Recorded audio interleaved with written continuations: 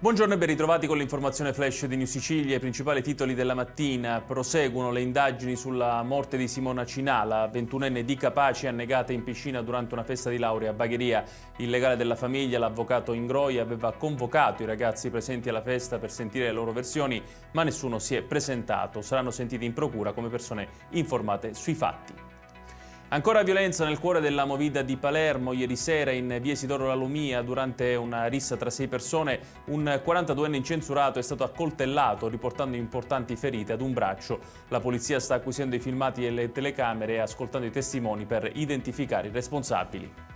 Ci spostiamo a Messina, dove i carabinieri hanno sequestrato un'area nei pressi del torrente Guidari trasformata in discarica abusiva. 3 imprenditori sono indagati per traffico illecito di rifiuti e disastro ambientale in concorso. Secondo l'accusa, migliaia di tonnellate di scarti, anche pericolosi, sarebbero stati interrati illegalmente.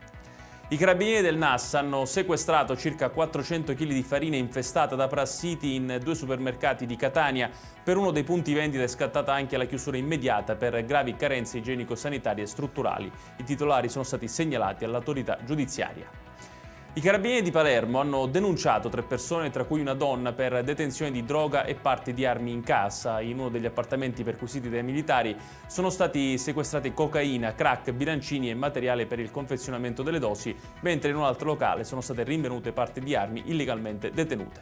Ed è tutto per questa edizione. Tutti i dettagli su queste notizie li trovate come sempre sul nostro sito www.newsicilia.it. Grazie per averci seguito e buon proseguimento di giornata.